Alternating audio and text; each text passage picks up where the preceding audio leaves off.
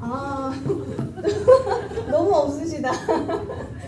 제 수업 좀 어려워요. 네, 좀 메디컬 스킨케어적인 부분이라서 수업 자체가 좀 어려운데 수업 한 번도 안 들으시고 제가 이 내용을 잘 전달할 수 있을까요?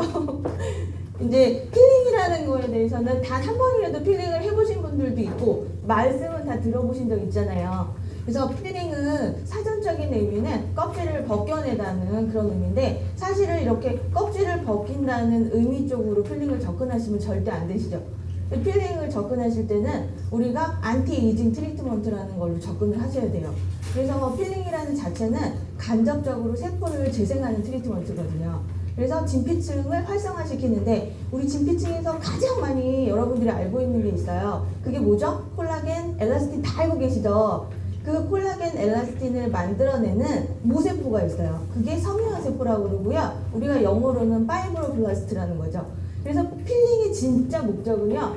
콜라겐 엄마세포를 많이 만들어내는 데 목적을 두고 있고요. 그런 필링을 하게 되면은 이런 외형적인 효과가 있죠. 그래서 노안행 각질도 제거하고 잔주름도 감소시키고 그리고 피부를 한 톤으로 맑게 만드는 효과도 있어요. 여드름 피부 같은 경우는 어떻게 되나요? 여드름이 조금 빨리 올라오게 되죠. 그리고 필링을 하면 가장 좋아하는 물광 피부가 돼요. 그래서 어느 위치에 있어야 되네. 물광 피부가 되죠. 그래서 이쪽.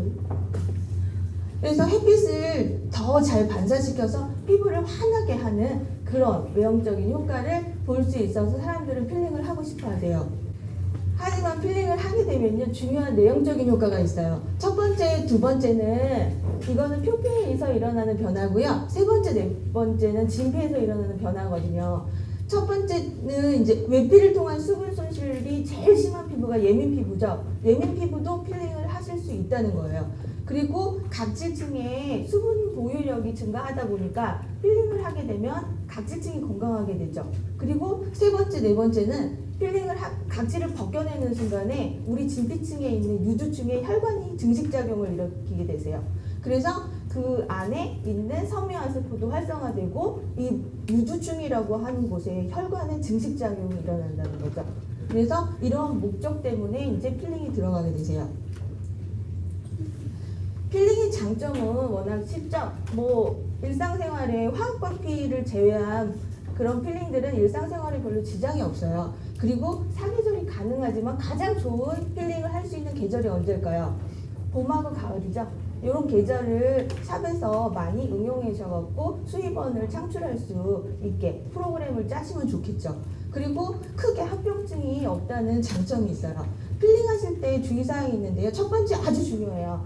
그래서 필링하시고 난 다음에 알칼리 세안제 절대 쓰시게 하면 안 되거든요. 그래서 약산성 제제, 우리 피부는 pH 한 4.5에서 6.5 정도 되는 약산성 피부 상태죠. 그래서 약산성 제제의 클렌징 젤을 꼭 권해주셔야 되고요. 그리고 필링하고 나면 고객들이 건조해요, 너무 많이 당겨요 이렇게 많이 말씀하시거든요. 필링하게 되면 각질 벗겨냈으니까 외피 보호력이 많이 상승된 상태니까 당연히 건조하시죠. 그리고 또 어떻게 되나요? 진피층에 섬유화세포들이 활성화되니까 그 공간들이 콜라겐하고 엘라스틴이 채워지게 되거든요.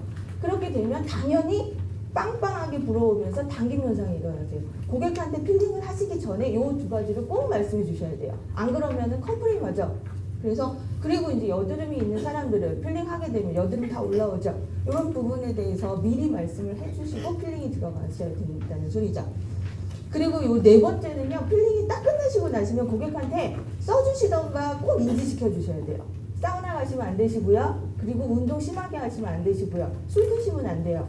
왜 그러냐면요, 필링 잘하고 나서 어떻게 되나요? 면역력이 이렇게 떨어져요. 필링하고 나면. 면역력이 떨어지면 우리 피부에서는 어떤 반응이 나죠? 알러지 반응이 생길 수 있어요. 그래서 이런 걸로 또 나중에 컴플레인 걸리시죠. 그래서 이런 부분 체크해서 꼭 고객한테 말씀해 주셔야 된다는 거죠.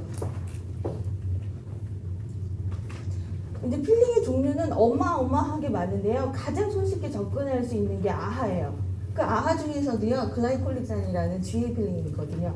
이 GA 필링은 굉장히 농도가 좀 강한 것서부터 얕은 것까지 아주 다양하게 있어요. 5가지 종류 중에서 맨 처음에 있는 글라이콜릭산은 사탕수수에서 추출한 거, 그 다음에 라틱산은 발효된 우유, 그 다음 멜릭산은 사과, 타타릭산은 포도, 시트릭산은 감귤류에서 추출하는 건데, 요런 제품, 이렇게 보시면 이쪽으로 갈수록 분자 구조가 작죠. 밑으로 갈수록 분자 구조가 커요. 이거는 무슨 의미냐면 위로 갈수록 필링이 잘 된다는 소리죠. 밑으로 갈수록 보습력이 아주 좋다는 소리예요. 그래서 이따가 다시 이제 GA를 하면서 나오게 되거든요. 그때 다시 설명드릴게요. 우리가 아하 중에서도 글라이콜릭산이라는 사탕수수에서 추출한 이 글라이콜릭 액시드를 많이 쓰시거든요. 요 글라이콜릭산을 바르면 어떤 느낌이냐면요. 따끔따끔하고 아주 간질간질해요. 그래서 하시면서 그 느낌 말씀해 주셔야 되죠. 그래서 아주 빠르게 들어가는데 어떤 원리냐면요. 우리가 각질과 각질 사이에는 각질 간 접착제가 있어요. 세라마이드라고 혹시 들어보신 적 있으세요? 이 세라마이드가 플러스 이온하고 마이너스 이온으로 이렇게 딱 붙어 있거든요. 근데 이 글라이콜릭 액시드를 바르면 이 사이가 이렇게 벌어져요. 그러면서 이제 각질이 떨어지는 그런 기전이거든요. 그래서 이 글라이콜릭산의 강도는요, 농도, 산도 또 하나 있어요. 그게 뭘까요? 시간. 아, 역시 공부 잘하시는 분들만 오셨구나. 그래서 이렇게 농도가 진한 1번 같은 경우는 의사분들이 디필링 하실 때 쓰시는 거예요. 그리고 이 제일 많이 스케일링에 쓰시는 게 2번이죠. 농도가 한 30-40%고 폐하가 한 2에서 3 정도 되는 걸로 스케일링 제일 많이 하시고요. 그리고 이 바디 제품에서는 보통 글라이콜릭 이 산이 한 18% 정도 들어간 거 많이 쓰시고 여드름이 난 그런 페이스용으로는 한 10% 정도 많이 쓰세요. 근데 이 글라이콜릭 필링을 하셨을 때요, 되게 쉽게 접근하실 수 있어요. 예민 피부는 한 2분, 아주 좀 지성 피부나 노화 피부는 한 10분까지도 하실 수 있는데 얘는요 꼭 중화를 하셔야 돼요. 얘 중화 안 하시면요 계속 들어가요. 그래서 나중에 수포가 생겨요. 그래서 이 아하 필링의 단점이요, 수포가 잘 생겨요. 수포 생기시면 병원 가셔야 돼요. 그래서 글라이콜릭산 이렇게 발라놓고 필링 하시는 동안 고객 옆에서 주의 깊게 관찰하셔야 돼요. 안 그러면은 어느 순간에 레디니스가 올라오시면서 수포가 생길 수 있어요. 그래서 중화를 꼭 해야 된다는 거 그거 잊지 마세요. 이 두 번째 호박 필링은요, 참 제가 좋아하는 복합 필링제예요. 아까 글라이콜릭은 단 하나의 단일 필링제잖아요. 이 호박 필링은 여러 개가 복합적으로 들어있어요. 이런 필링제가 사실은 가격이 고가지만 좋죠. 어떤 피부도 할 수 있냐면 예민 피부 할 수 있고요. 세포 재생력이 떨어지는 노화 피부들이 진행하시기가 아주 편해요. 이 호박 필링에 들어가는 그런 성분 중에서는요, 천연 해초라는 성분이 들어가거든요. 해초는 인간 친화력이 굉장히 좋아요. 그래서 부작용이 없이 필링을 들어가실 수 있고요. 이 파파인이라는 성분은 파파야에서 추출한 그런 단백질 분해 성분이죠. 이런 것도 들어가고 여기 아하 중에서도 GA가 들어가요. 그래서 얘 중화해야 될까요? 안 해야 될까요? 안 해요? 네, 꼭 중화해야 돼요. 그리고 바하 레티네이도 다 필링제죠. 그리고 이 필링제 같은 경우는 또 식물성 에스트로겐이라는 성분 중에서도 이소플라본이라는 성분이 들어가 있어요. 이소플라본 어디서 추출하는지 혹시 아세요? 콩에서 추출해요. 진짜 공부 잘하시는 분만 오셨구나. 이 콩에서 추출하는데요. 이 이소플라본 자체가 세포 재생을 촉진시키고요. 그리고 여기 비타민 F 성분은요, 면역작용을 상승시켜요. 우리 아까 필링하면은 면역작용이 어떻게 된다? 다운이 된다 그랬죠? 네. 그래서 면역작용을 상승시키는 역할을 하고, 여기에 또 이 호박의 성분이 어떤 성분이냐면 비타민 P 성분이에요. 이 비타민 P 성분은 혈관에 작용하죠. 그래서 혈관을 튼튼하게 만드는 역할도 하고, 알레르기가 필링을 하면 일어날 수 있다 없다? 있다. 근데 알레르기를 잘 일으키지 않게 그렇게 만드는 게 또 이 비타민 P 성분이거든요. 이 성분만 봐도 얘가 좋을까요, 안 좋을까요? 좋아요. 그래서 혹시 느끼신 분이 있겠지만 젊은 분들은 필링하고서 알러지 잘 안 나시는데 40대 이후 되신 분들은 환절기 때 알러지 반응이 나거든요. 면역력이 떨어지면. 근데 필링을 단독 필링을 했을 때 이렇게 단일 필링 GA보다 이런 퍼프킨 필링 같은 복합 필링을 했을 때가 알러지 반응이 더 적다는 거죠. 그리고 이 필링은 테크닉은요, 하는 사람의 테크닉에 따라서 굉장히 약하게 들어갈 수도 있고 굉장히 강하게 나올 수도 있어요. 그러니까 사람이 왜 그러냐면 이 퍼프킨 필링 발라놓고요, 러빙하거든요. 시간은 한 10분 정도 러빙하는데요. 러빙을 강하게 하느냐 약하게 하느냐, 또 러빙할 때 손끝으로 하느냐 손바닥으로 하느냐, 뭐 이런 거에 따라서 필링이 완전히 틀리게 나와요. 그래서 테크닉만 좀 많이 갖춰진 분이라면 포가 필링 같은 경우는 굉장히 좀 잘 이용하실 수 있고요. 끝나고 나면 이 필링 자체는 그냥 바로 재생 들어가거든요. 그래서 중화 작업 하시고 아까 GA나 이 호박 필링 같은 경우는 바로 뭐 콜라겐 벨벳이나 아니면은 그 패치 마스크 같은 거 올려놓으시고 한 30분간 진행하시면 되세요. 세 번째, 해초박피는 되게 오래된 필링이죠. 그런데도 얘는 아직도 인기가 있어요. 약초 필링도 마찬가지죠. 그 얘의 단점이 있긴 있어요. 아파요. 그래서 이 해초박피는 처음에 나왔을 때 1회당 한 60만 원 정도의 시술 비용이 있었는데 지금도 그렇게 싸지는 않아요. 왜 그러냐면 단가 자체가 비싸서 그래요. 그래서 이 해초 필링은 보통 진행하시면은 여드름 피부, 아주 화농성 여드름 피부를 제외한 모든 피부에 쓸 수 있거든요. 근데 한 1회를 들어가시는 분도 있고 피부 타입에 맞춰서 한 5회에서 6회까지도 들어가실 수 있어요. 이 해초 박피는요, 각질층에 굉장한 자극을 주는 그런 필링제고요. 그리고 굉장하게 간접 세포 재생을 잘해요. 왜 그런지 보실게요. 이 해초 박피에 들어간 성분도 아까 그 포마 필링에서 들어간 성분처럼 굉장히 좋은 성분들이 많이 들어가 있어요. 근데 여기에 들어가 있는 성분 중에서 직접적으로 필링을 일으키는 마이크로 더마브레젠이라는 이 성분이 있는데요. 이 돌가루예요. 이 돌가루인데 얼굴에 발라놓고 아주 강력하게 러빙이 들어가거든요. 해보신 적 있으세요? 해보신 적 있으신 분은 그 느낌 아시죠? 어마어마하게 아파요. 왜 그러냐면 꼭 정말 이렇게 누워서 받는 느낌은 뭐 이렇게 유리가루 뿌려놓고서 막 빼빼로 문지르는 것 같단 말이에요. 그렇게 해갖고 진행을 하게 되는데요. 그렇게 되면 어떻게 될까요? 얼굴 전체가 엄청나게 빨개지고요. 이렇게 부어요. 그리고 욱신하죠. 해초박피 하고 나면은 한 하루 이틀 동안 엄청나게 빨개져 있다가 다음날 되면은 약간의 이제 번이 생기면서 까매져요. 그러다가 이제 한 4일차, 5일차 되면서부터 이제 각질이 안에서부터 이제 이렇게 음식을 먹거나 말을 하거나 하는 움직임이 많은 이런 입 주변부터 떨어져서 나가기 시작하죠. 그래서 보통 한 7일에서 한 10일 그 정도 될 때 이제 각질이 거의 떨어져 나가고요. 재생관리는 한 2주 차에 오셔갖고 재생관리 하시면 되세요. 보통 병원에서 해초박피를 받았다거나 아니면은 샵에서 해초박피를 했어요. 그랬는데 고객들이 언제 올까요? 그러면 한 2주 정도 후에 샵을 방문하시라고 해도 돼요. 그래서 샵에 오시면 좀 가볍게 각질 제거해 주시고요. 그리고 아직도 피부가 예민하신 상태잖아요. 그러니까 그 상태에서 수분을 많이 공급해 주는 그런 거 해주시고, 뭐 초음파라던가 고주파 이런 트리트먼트는 좀 안 하시는 게 좋죠. 오늘 거의 나오는 재생관리 때는요, 초음파, 고주파 이런 거는 안 하시는 게 좋아요. 해초박피 장점은 워낙 뭐 많이 아시는 부분이니까 넘어갈게요. 해초박피는요, 어떤 피부에 가장 효과가 좋으냐면요, 화농성을 제외한 여드름 피부에 정말 좋고요, 노화 피부에 좋아요. 제가 해초박피를요, 정말 화농이 아주 심한 분한테 한번 들어간 적이 있어요. 초보 때. 좀 자신감을 갖고 들어갔었는데 얼마나 아프셨겠어요, 그분이. 근데 이 분이 재생을 하러 딱 오셨는데요, 얼굴 전체에 다 번이 생긴 거예요. 그 여드름이 있었던 그 자리에 다 멜라닌 색소가 다 올라왔어요. 그렇게 해서 멜라닌 색소 올라오면 2달 동안 안 없었어요. 길게는 6개월까지 가요. 그러니까 화농성 여드름 해초박피 해야 될까요? 안 해야 될까요? 안 하셔야 돼요. 진짜.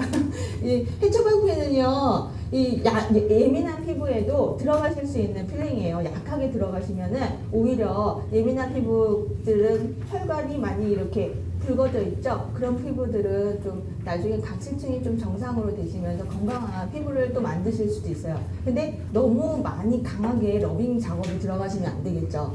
모공 큰 피부 효과 좋고요. 그리고 잔주름 있으신 피부의 효과 너무너무 드라마틱해요. 그리고 여드름 흉터나 이 여드름 흉터는 이렇게 푹 파인 여드름 아니에요. 멜라닌이 올라와서 얼굴이 지저분한 여드름 피부. 이런 피부에 좋고요. 그 다음에 튼살에 굉장히 효과적인데 바디에 혹시 이 해주바피 적용해 보신 분 있어요? 없나요? 이 튼살이 있는 피부에 해주바피를 하잖아요. 한 30분 동안 러빙해요. 그리고 나서 이제 해주바피가 각질을 떨어뜨리죠. 그 다음에 아까 말씀드렸던 GA 12에서 18%짜리 바디 로션을 주는 거예요. 굉장히 좋아져요. 한 70에서 80%까지 좋아져요. 그래서 튼살 조금 많이 고민되시는 분들은 그렇게도 해초바피를 이용해 보실 수 있는 방법이 있어요. 해초바피 할 때 주의사항 너무 중요해요. 여기 별표 3개 쳐놓으셔야 돼요. 여드름 약을 먹고 있는 사람이 있어요. 그런 사람들이 와서 해초바피 해달라고 그런단 말이에요. 근데 이 사람들이 여드름 약 성분이 여기서 이소트레티노인이라고 써 있잖아요. 약 이름은 그 아쿠텐, 로아큐텐 이렇게 불러요. 혹시 드셔보신 분 있어요? 있죠? 이 약 드시면 이거 피지 말리는 약이거든요. 그래서 엄청 건조해요. 입술이 닳아요. 그래서 이 약 드신 분한테 해초바피 딱 해놓으면 어떤 현상이 일어나냐면요. 화학바피한 거랑 똑같아요. 화학바피의 가장 큰 부작용이 뭐죠? PIH라는 색소 침착이에요. 그래서 화학바피 하신 거하고 똑같이 나타나고요. 단순 포진 아시죠? 헤르페스 같은 거 올라오실 수 있어요. 그래서 1번, 두 번째 또 그 스테로이드 제품 많이 쓰신 분들도 똑같이 1번처럼 그렇게 나타나실 수 있으시니까요. 그거 체크해서 보시고 3번은 아까 제가 말씀드린 거고 임산부 안 들어가겠죠. 그리고 면역력이 많이 떨어져 있는 상태에 고객을 이렇게 봤는데 고객이 너무 피곤하고 그런 상태에서 무리하게 필링 들어가실 필요가 없어요. 메디컬 필링 이제 들어가는데 메디컬 필링은요 병원에서 의사들이 가장 좋아하는 거죠. 왜? 가격이 싸요. 학생들한테 가장 많이 접목시킬 수가 있죠. 일단 부모님의 돈으로 하는 거지만 부모들도 너무 많은 돈이 들어가면은 지속적인 케어를 해줄 수가 없잖아요. 그러니까 이런 이 화학바피 같은 경우를 선호하게 된다고요. 근데 이 화학바피는 이제 1960년대부터 대중화되기 시작하거든요. 그때 이렇게 들어가는데 보통 이 화학바피의 기준은요 회복기간이에요. 회복기간이 한 3주에서 4주 간다. 그러면은 얘는 무슨 필링이다? 딥한 필링이라고 생각하시면 돼요. 그래서 이 옅은 필링은요 우리 기저층의 상부 파트까지 들어가거든요. 이런 거 같은 경우는 보통 재생이 한 2주면 끝나요. 근데 여기 3번부터는 재생이 굉장히 늦어지죠. 한 4주 정도, 3주에서 4주 이렇게 잡으시면 되시고요. 이 깊게 들어가는 필링은요 패널 필링이라고 혹시 들어보신 적 있으신가 모르겠는데 요 아주 깊게 들어가는 거는 의사들도 좀 선호하는 방법은 아니에요. 더군다나 요즘에 병원은 필링보다 뭘 더 좋아한다? 레이저를 좋아한다. 왜? 편하고 돈이 되니까. 그래도 필링은 아주 많은 곳에서 또 하고 있어요. 진행을. 레이저로만 다 모든 걸 하실 수는 없으니까. 그리고 이 화학바피의 부작용은요 하시게 되면 홍반 현상 당연히 와요. 어떤 필링을 해도 홍반 오죠. 그리고 두 번째 이게 지금 이 화학바피에서 가장 큰 부작용이 뭐냐면요 동양인들은요 색소 침착이 잘 생겨요. 근데 남자들이나 그 지성 피부 같이 그 피지가 많이 분비되는 사람들 잘 안 생기는데 김이 있으신 분들은요 화학바피 하시면 안 된다는 소리예요. 이 김이 있으신 분은요 100% 올라와요. 100% PIH라는 게. PIH가 영증 후에 생기는 색소 침착이거든요. 근데 우리가 레이저 해도 생기고요. 필링 해도 생겨요. 근데 이런 필링 같은 경우 이렇게 하고서 생기는 PIH가 오면 색소가 올라오면은 사람들이 어떤 생각이 들까요? 색소를 빨리 없애고 싶겠죠. 그렇잖아요. 색소가 올라왔으니까. 근데 이때 다른 레이저 같은 거 하시면은 절대로 안 없어져요. 그래서 필링을 하거나 레이저 하고서 PIH가 생기시면요 그냥 놔두셔야 돼요. 한 6개월 정도. 6개월 지나면 자연히 없어져요. 그래서 이런 부분만 조금 알고 있으셔서 병원 갔다가 레이저 하시고 PIH 생겨서 많이 샵에 오신단 말이에요. 그럴 때 고객한테 분명히 얘기해 주셔야 돼요. PIH 부분은 굉장히 많이 생겨갖고 오시는 부분이니까. 필링하고 나면 건조해지고 또 헤어스프레스 같은 거 올라오실 수 있겠죠. 첫 번째, 이 TCA 필링 같은 경우는요, 병원에서 사실은 의사분들이 제일 좋아하는 필링이에요. 근데 우리한테는 되게 생소하죠, 이 TCA는. 이 TCA는요, 그 검버섯도 되게 잘 빼요. 우리가 보통 검버섯 같은 경우는 이산화탄소 레이저로 많이 빼잖아요. 근데 이런 약품으로도 정말 쉽게 뺄 수 있고요. 그 잘 안 올라와요. 그리고 또 이걸로 기미 치료를 아주 다이나믹하게 하는 의사들도 많이 있어요. 근데 우리가 쓸 수 없는 영역이죠. 이건 의사들이 쓸 수 있는 부분이고요. TCA는 단독으로도 들어가고요. 뭐 제스너스 필링 같은 거랑 이렇게 결합해서도 들어가고요. 레이저하고도 결합해서 많이 들어가는 필링 중에 하나예요. 요 TCA를 바르면은 이렇게 그 하얗게 TCA를 딱 바르는 순간에 피부 자체가 하얗게 이렇게 프로스트가 올라와요. 그게 여기 쓰이는 TCA의 성분이 단백질을 분해하는 그런 아세틴산이 들어가 있어서 그래요. 그래서 얘는 한 번 이렇게 바르잖아요. 그리고 프로스트 올라오면 필링 끝난 거예요. 얘의 그 강도는 뭐로 결정이 되냐면 단 하나, 농도로 결정돼요. 그래서 얼마만큼의 농도를 썼느냐에 따라서 슈퍼피셜 필링이냐 미디움 필링이 결정되는 거죠. 가장 많이 사용하는 건 2번. 농도가 35%에서 45% 정도 되는 거를 가장 많이 쓰세요. 이 TCA 필링 같은 경우는요. 그 멜라노사이트에 감소적인 부분이 있어요. 그러면 기미 있으신 부분 너무 좋을 거 아니에요. 그죠? 이건 백인에 한해서. 동양인은 오히려 올리죠. 그러니까 동양인한테는 아무짝에 쓸모가 없는 1번이고 두 번째 하고 세 번째 우리가 진짜 젊은 피부는요. 표피의 유국중이 이렇게 두꺼워요. 진피에 있는 그 망상층이 이렇게 두꺼워요. 이 부분을 해결한다는 거죠. 이 TCA 필링 자체는. 그래서 병원에서 의사분들이 좋아하는 이유가 있겠죠. 이 필링 자체는 좀 재밌는 필링이에요. 그리고 섬유화세포의 증식이 어느 필링을 해도 요거는 다 이루어지는 부분이지만 TCA는 좀 그런 부분에 대해서 많이 활용하고 있다는 점이죠. 그리고 아까 제가 말씀드렸던 것처럼 TCA를 갖고 너무 욕심을 내시면 이렇게 색소 침착이 오실 수 있다는 점. 네 번째, 제스너스 필링은요 병원에서 여드름 환자한테 100%다 얘써요. 예. 이 제스너스 필링은요 1940년대에 제스너스라는 사람에 의해서 제조된 솔루션이에요. 근데 이 좀 지나서 쿰스라는 분이 이거를 다시 솔루션을 바꿔요. 원래 제스너스는 얘를 14g이 아니고 17g으로 다 제조해서 만들어놨거든요. 근데 쿰스라는 분이 14g으로 만들어서 제스너스 솔루션이라고 얘기하기도 하지만 얘를 쿰스 솔루션이라고도 얘기해요.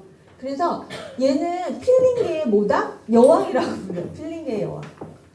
화농성 피부도 다 들어가요. 얘는 강도가 필링의 강도가 뭘로 결정되냐면요. 바르는 횟수에 따라서 결정돼요. 한 번 바를 수도 있고요. 5번 바를 수도 있어요.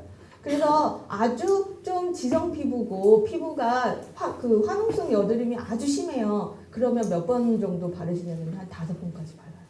얘 딱 바르면은요. 얘도 하얗게 프로스트가 올라와요. 아까 하얗게 프로스트 올라오는 거 있었죠. TCA 필링. 걔하고 약간 틀린데 얘는 살리실릭이라는 게 들어가요. 여기 보면은 솔루션 자체에 살리실릭산이 있잖아요. 요 살리실릭산이요. 우리 피부의 단백질을 분해하고 나서 그냥 날아가 버리거든요. 그러면 남는 침전물이 얘는 살리실릭의 침전물이라서 하얀 플러스트가 올라와요. 그런데 얘도 하얀 플러스트 올라오면 끝이에요. 근데 우리가 GA 필링 같은 경우는 면봉으로 얼굴에 이렇게 발라놓으면요. 따끔하고 간질간질 하시죠. 얘 혹시 발라보신 분 있어요? 쿰스 필링? 없어요? 쿰스 필링은요. 이렇게 발라놓으시면 후끈후끈해요. 그리고 바르는 순간서부터 얼굴이 빨개져요. 근데 한 3분 정도 지나면은 또 괜찮아져요. 그러면 이제 두 번째 또 발라요. 그 반복을 하는 거예요. 그래서 몇 번까지? 5번까지 하실 수 있어요. 얘는요. 지금까지 제가 말씀드렸던 이 각질이 벗겨지는 게요. 해초박비도 나중에 얼굴이 빨갛다가 까맣다가 각질 벗겨진다 그랬잖아요. 얘는 진짜 넓적넓적하게 이렇게 툭툭 떨어져요. 정말 드라마틱하죠. 그래서 병원에서 많이 쓰는데 얘 같은 경우는 부작용이 그렇게 크게 없어요. 그러니까 여드름 피부 같은 데에 많이 적용하는데 그래도 뭐 기미 피부라던가 노화 피부에는 잘 안 쓰겠죠.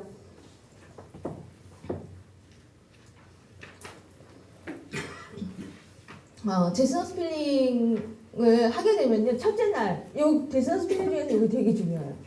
그래서 첫째 날, 이제 자제분이나 손님이 제스너스 필링 하실 수도 있잖아요. 그러면은 이런 거 좀 주의 깊게 얘기해 주시면 좋죠. 첫째 날은 제스너스 필링 하시고 난 다음에요. TCS 필링 같은 경우는 TCS 필링하고 가볍게 이렇게 닦아내고 그 다음에 고무팩 올려주거든요. 이 제스너스 필링은요 5번 이렇게 했잖아요.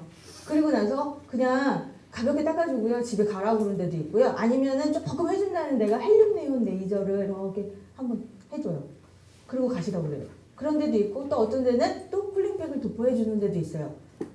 그런데 집에 갈 때 말씀하시는 내용들은요 다 똑같이 얘기해요. 첫 번째, 세안을 첫날은 하지 말라고 그러고요. 그리고 둘째 날은 세안 한 번 하라고 해요. 그리고 스프레이 통에다가 토너 넣어갖고요 계속 뿌리라고 해요. 3일차 되면요 그렇게 해서 세안 3번 하고요 아이크림 부분하고 입술만 이런 데만 바르라고 그래요. 왜 그럴까요? 각질을 최대한 계속 드라이 시켜서 떨어뜨리겠다는 거죠.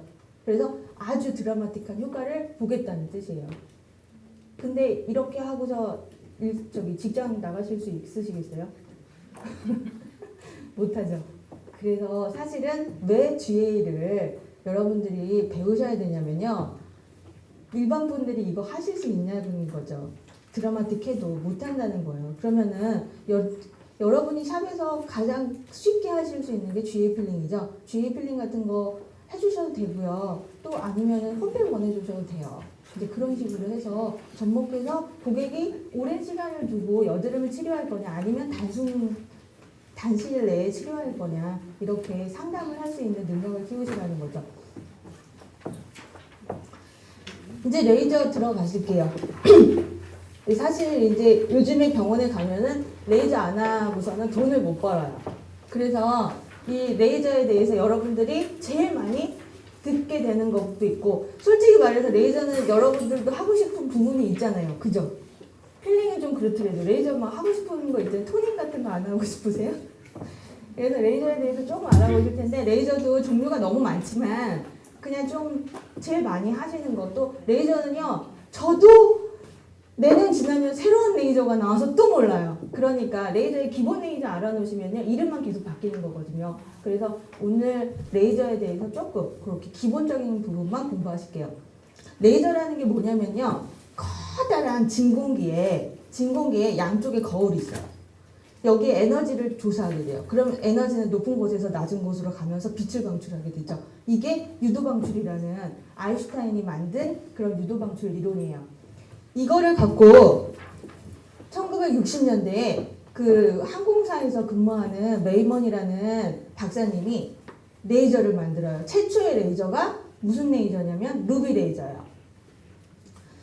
이 커다란 진공기에는 그 매질이 들어갈 수 있어요. 그게 고체. 우리가 제일 많이 제가 지금 말씀드렸던 루비 레이저. 그리고 알렉산드 라이트 레이저. 뭐 엔디아그 레이저 이런 게 고체 레이저예요. 기체는 여러분 되게 많이 알고 있죠. 전 빼는 레이저, 이산화탄소 레이저, 그죠? 이산화탄소 레이저, 또 헬륨 네온 레이저 이런 게 기체 레이저예요. 진공기 안에 어떤 매질이 들어가느냐에 따라서 틀려지는 거죠. 그래서 지금 이 기체 레이저 같은 거는 그렇고 반도체 레이저 같은 것도 여러분 되게 친숙한 레이저예요. 이 반도체 레이저는요. 치과에 가시면 그 하얗게 미백하시는 거 있죠. 그게 이 반도체 레이저. 그래서 그렇지만 레이저는 이렇게 우리가 외과 수술이나 피부 질환에도 많이 쓰지만 평상시 우리 집에 있는 레이저 프린터기도 있죠. 광 컴퓨터도 있죠. 그리고 또 바코드 찍는 것도 있죠. 레이저 굉장히 많은 부분에서 사용되고 있다는 거죠. 첫 번째 레이저의 종류에서 여러분들이 가장 많이 점 한 번도 안 빼보신 분 있나요? 네. 있어요. 부럽습니다. 점 빼보신 분 많죠? 그때 사용하는 게 이산화탄소 레이저예요. 이산화탄소 레이저는 무슨 레이저다? 기체 레이저겠죠? 네. 그리고 파장을 보면 106 나노미터라고 해서 이 파장이요. 그 아주 긴 장파장이에요. 무슨 빛이 나오냐면 적외선 장파장이 나와요. 그래서 얘는요 점도 빼고요 검버섯 빼는데도 아주 효과적이에요. 그리고 나이가 드시면 또 뭐가 문제죠? 검버섯. 검버섯 부분을 빼는데 그 검버섯 중에서도 여러 검버섯 두 종류죠. 다 똑같지 않잖아요. 평평한 검버섯 있고요. 이렇게 튀어나온 검버섯이 있는데 이산화탄소 레이저는요. 이렇게 튀어나온 검버섯의 예후가 아주 좋아요. 그래서 이렇게 튀어나온 검버섯 하러 갔는데 돈 비싸게 받으면 그 병원 좀 이상한 병원이죠. 이산화탄소 레이저 정말 싸거든요. 그래서 이제 그렇게 보시면 되시고요. 뭐 예전에는 스캐너 장착해서 신부 박피용으로 들어갔는데 요즘은 좀 잘 안 들어가는 추세예요. 근데 이산화탄소 레이저에서 꼭 명심하셔야 될 게 하나 있어요. 우리가 병원 가면은 이런 실수를 안 하는데 혹시 불법 시술을 하시는 곳에 가실 수가 있어요. 불법 시술을 하러 가시는 곳에 있는 거는 거의 무슨 레이저다? 이산화탄소 레이저인데 이거 갖고서 기미 치료하신단 말이에요. 그러시면요. 절대 효과가 있다 없다? 없다. 왜? 이산화탄소는 멜라닌에 절대 반응을 안 해요. 얘로 기미에다가 싸버렸잖아요. 그럼 어떻게 생기냐면 이게 pH 올라온다고 그랬잖아요. 그렇게 생겨갖고서 딱 올라오면 얘는 안 없어져요. 죽을 때까지. 기미는 폐경이 되면은 옅어지게 돼 있거든요. 그래서 폐경 때 관리 잘하면은 깨끗하게 기미 없앨 수 있는 방법들이 있어요, 사실은. 근데 이런 레이저를 기미에다가 땅 쏘시면 폐경이 되지 않았어요. 그러니까 이런 거 조심하셔야 되죠. 고객들이 있다니까 분명히 있어요. 불법 시술을 딴 데 가서 기미 없앤다고 가셔갖고 이산화탄소로 레이저 이렇게 탕 쏘시고 분들이 있다니까요. 그러니까 요거를 꼭 기억하셔야 돼요. 오늘 다른 거는 몰라도 요거는 꼭 기억하셔야 돼요. 많아요. IPL은 여러분 IPL은 다 알죠? 네. 원래 레이저는 단일 파장을 갖고 있어요. 단일 파장. 빨간색, 파란색, 보라색, 노란색 이렇게 한 가지 색깔만 갖고 있다고요. 근데 IPL은 뭐다? 다 갖고 있어. 그러면 파장이 다 틀리죠. 그러면 여러 가지 피부에 적용을 할 수 있다 없다? 있다. IPL 너무 싸죠? 예. 네. 그래서 IPL을 많이 하시는 거예요. 여러 피부에도 많이 적용할 수 있는데 가격도 싸. 근데 효과가 좋다? 그렇지 않다. 네? 효과가 좋아요? 사람마다 틀려요. IPL은요, 어떤 피부에 적용을 하냐면요, 색소 질환. 무슨 색소? 표피성 색소. 그 옆에서 쓰세요. 표피성 색소. 그리고 혈관 질환에 아주 효과 좋아요. 그래서 내가 얼굴에 혈관이 좀 확장되어 있어요. 그러면 IPL을 하면 좋겠다, 안 좋겠다? 좋아요. 그리고 피부의 탄력? 요 부분은요, 그냥 잘 모르겠어요. 그냥 수업 내용이 그렇게 책에 있어서 했지만 얘는 그렇게 모르겠어요. 많이 해봤지만. 그래서 이제 근데 얘가 효과가 있는 피부는요, 영스킨이에요. 내가 노화가 됐어. 내가 거울을 봤는데 내가 이제 주름도 있고 탄력도 훅 떨어졌는데 IPL을 하면 효과가 이렇게 있을까? 절대 없다는 거죠. 요거는요, 젊은 분들이 하시면 효과가 있어요. 근데 IPL은요, 젊은 사람들이 가서 IPL 하려고 그러나요? 좀 돈 좀 있고 나이 드셔갖고 내 피부가 마음에 안 들 때 딱 가서 IPL 해주세요. 그런단 말이에요. 근데 그때 IPL을 한 번 했는데 효과 없어. 그럼 두 번째 좀 기분 나쁘다고요. 그럼 조금 더 센 어조로 그러죠. 효과 없다고. 그러면은 좀 진하게 또 쏜단 말이에요. 세 번째 더 진하게 얘기하죠. 그러다 보면은 뭐가 생기냐면 얘는 PIH가 너무 많이 생겨요.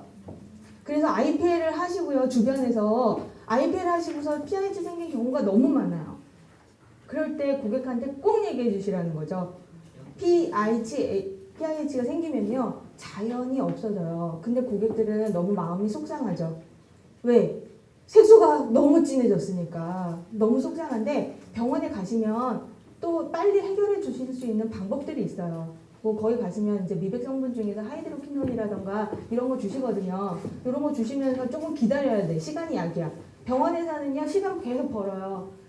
언제든지 없애게 해줄 테니까 걱정하지 말라고 그러거든요. 그래서 6개월 지나면 자연히 없어지는데 그때 다른 레이저 하시면 절대 안 없어지니까 고객한테 그거는 꼭 주의시켜 주셔야 돼요. 세 번째 엔디아그 레이저는요. 요 엔디아그 레이저는 파장이 두 개예요. 하나는 532 파장, 하나는 1064 파장인데요. 532 파장은요, 표피층까지만 들어가요. 그리고 1064 파장은 어디까지 들어가냐면요, 진피층까지 들어가요. 그러면은 우리가 보통 주근깨는 어디 있나요? 에? 표피층에 있어요. 그래서 주근깨 한 번 팡 쏘면요, 그냥 엔디앙으로 레이저를 팡 쏘면 없어져요. 근데 주근깨는 다시 올라오죠. 예. 그래도 올라와도 한 번 쏘고 올라오면 괜찮잖아요. 주근깨 있으신 분 스트레스 많이 받으시는데. 네, 그래서 엔디아그 레이저 532 파장은 주근깨에 아주 효과적이고, 밀크 반점이라던가 이런 거에도 많이 썼고, 아까 제가 말했던 평평한 검버섯에 엔디아그 레이저 532 파장 써요. 그리고 1064 파장은요, 깊게 들어간 레이저거든요. 근데 얘는 어디에 쓰냐면 문신을 제거하거나 오타 반점이라는 거를 써서. 여러분 오타 반점 아세요 혹시? 아세요? 오타 반점이 원래 우리가 멜라놈 사이트가 어디 있어야 되냐면 기저층에 있어야 돼요. 기저층에 있어서 각질층으로 올라와야 되잖아요. 그게 정상 기전이죠. 근데 이 멜라놈 사이트가 각질층으로 안 올라오고 진피층으로 훅 내려가 버렸어요. 그러면은 이거를 우리가 뭐라 그러냐면 오타 반점이죠. 피부 표현에서 볼 때는 10% 정도하게 보이죠. 범위도 커. 그래서 그 오타 반점이 예전에 있으면 스트레스 되게 많이 받았는데 지금은 오타 반점 치료하는 레이저가 3개 있어요. 앞으로 나와요. 그 중에 하나가 지금 엔디아그의 1064 파장 레이저예요. 여러분 기억해 두시면요. 오타 반점 있는 고객들 오실 거 아니에요. 그때 충분히 설명해 주실 수 있어요. 제가 아주 좋은 팁을 가르쳐 드릴게요. 레이저 토닝은 안 들어보신 분이 없어요. IPL만큼 많이 있는데 얘는 진피성 기미에 효과가 좋아요. 그래서 약간 그 표피성에는 발휘되지 않고요. 약간 진피성에 있는 색소에 효과가 좋다고 생각하시면 돼요. 토닝하고 엔디아그하고 같은 거죠. 근데 병원에서는 안 가르쳐주죠. 아까 맨 처음에 최초의 레이저가 루비 레이저라고 말씀드렸고요. 알렉산드라이트 레이저도 보석 레이저예요. 찐한색 찐 초록이거든요. 요 레이저는 그 러시아의 그 황제 이름을 따서 알렉산드라이트 레이저라고 했는데 루비 레이저하고 아주 비슷한 속성을 갖고 있어요. 그래서 얘네 둘 다 문신도 제거할 수 있고요. 오타 반점을 쓰여요. 근데 오타 반점을 쓰이는 제가 3개 말씀드렸잖아요. 그럼 다 나왔죠? 그래서 오타 반점 치료할 때 딱 가시면 요 세 레이저를 쓴단 말이에요. 세 레이저를 쓰는데 이 루비 레이저는 태양 에너지보다 4배가 더 강해요. 아주 강력하다는 거죠. 파장은 1064 파장보다 훨씬 조금 들어가죠. 조금 들어가는 거는 에너지가 크다 안 크다? 크다. 크다. 안 크다 그럴 뻔했어. 에너지가 굉장히 크거든요. 그래서 루비 레이저 오타 반점으로 딱 해갖고 병원에 탁 갔어요. 그럼 맨 처음에 한 5번 시술할 거예요, 고객님. 그러면 처음에 무슨 레이저 쓰냐면요. 루비 레이저나 이 알렉산드라이트 레이저를 써요. 그리고서 한 3회 정도 치료하고요. 그 다음에는 뭘로 바꾸냐면 엔디아그 레이저로 바꿔요. 1064 파장으로. 근데 의사가 소심해. 의사가 소심하면 그 의사는 처음부터 그냥 계속 엔디아그 1064 파장만 써요. 근데 의사가 성질이 되게 급해. 그럼 이분은 계속 루비만 써. 제일 잘 쓰시는 분은 어떤 분일까요? 얘를 적당하게 이용하실 수 있는. 그래서 오타 반점 치료하러 가셨을 때요. 꼭 물어보셔야 돼요. 오타 반점 치료할 때 여기는 어떤 레이저를 쓰시나요? 이렇게.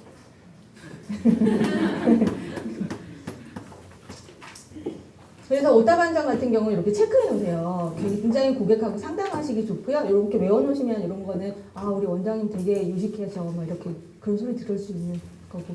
V빔 레이저 혈관 치료 레이저거든요. 얘는 처음에 쿨링 냉각가스가 쫙 나와요. 그러다가 레이저가 쏴야지거든요. 그런데도 으마하게 아파요. 얘는 효과 좋고요. 그리고 가격 고가예요. 프락셀은요, 얘는 신부 박비술이라고 해서 아주 깊게 들어가요. 그러니까 어떤 피부에 좋을까요?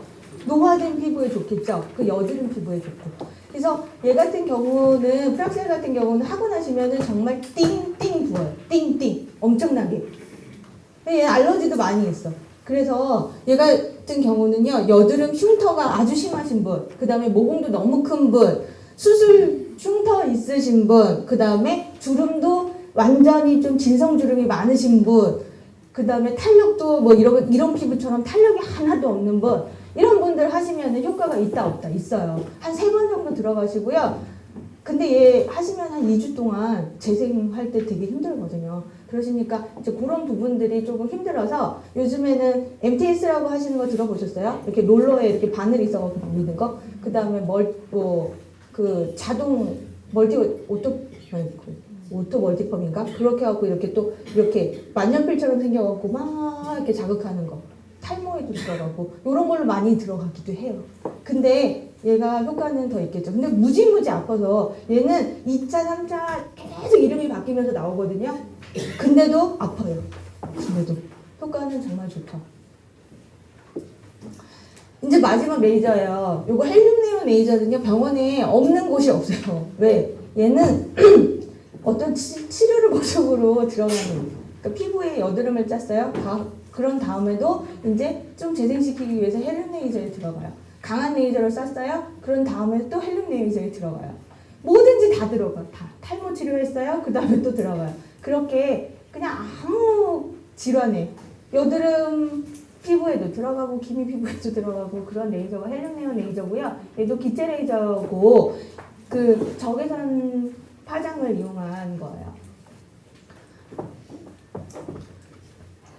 레이저 치료 시 주의사항은요. 요거는 이제 병원에서 주시는 건데요. 가장 그냥 조심하실 거는 레이저 하신 다음에 딱지 생기거든요. 이거 딱지를 인위적으로 띈다 안 띈다? 안 띈다. 그것만 조심하시고 딱지가 있을 때는 선크림을 잘 안 발라도 돼요. 딱지 딱 떨어지는 그 순간서부터 선크림 좀 잘 발라주셔야 되는 거죠.